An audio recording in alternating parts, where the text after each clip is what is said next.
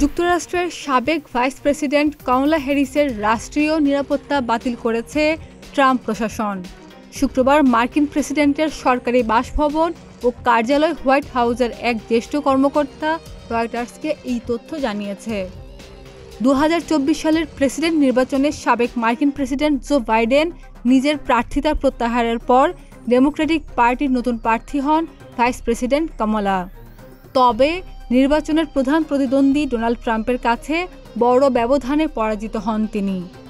যুক্তরাষ্ট্রের সংবিধান অনুসারে যারা ভাইস প্রেসিডেন্টের পদে থাকেন, ক্ষমতা থেকে বিদায়ের পর 6 মাস পর্যন্ত তারা রাষ্ট্রীয় নিরাপত্তা পরিষেবা পান। সাবেক মার্কিন president Joe Biden White House থেকে বিদায়ের আগে প্রেসিডেন্সিয়াল ক্ষমতা বলে কমলার রাষ্ট্রীয় নিরাপত্তার মেয়াদ 2026 সালের 31 জানুয়ারি পর্যন্ত বর্ধিত করেছিলেন।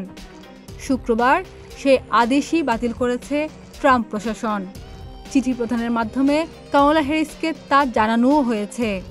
চিঠিতে বলা হয়েছে, আগামী 1 সেপ্টেম্বর থেকে আর রাষ্ট্রীয় নিরাপত্তা পরিষেবা পাবেন না তিনি। কেন কমলা হ্যারিসের নিরাপত্তা বাতিল করেছে ট্রাম্প প্রশাসন?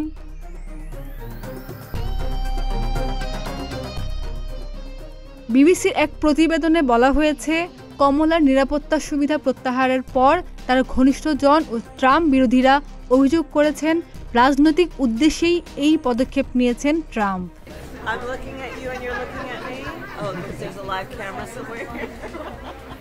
এর আগেও ট্রাম্প তার সাবেক সহযোগী ও বিরোধীদের নিরাপত্তা সুবিধা সরিয়ে দিয়েছিলেন। এমনকি সাবেক পররাষ্ট্রমন্ত্রী এবং সাবেক জাতীয় নিরাপত্তা উপদেষ্টার নিরাপত্তাও প্রত্যাহার করা হয়েছিল।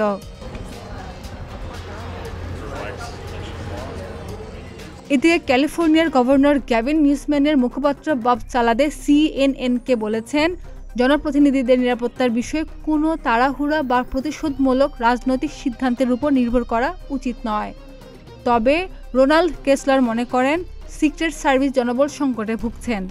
তাই ট্রাম্প ও তার প্রশাসনের লোকজনের মতো সরাসরি ঝুঁকিতে থাকা ব্যক্তিদের উপর বেশি মনোযোগ দিচ্ছে তারা। তিনি বলেন, ট্রাম্প হয়তো আনন্দের সঙ্গে এটি করেছেন, তবে এর বাস্তব কিছু কারণও রয়েছে। ডেস্ক রিপোর্ট, প্রতিদিনের বাংলাদেশ।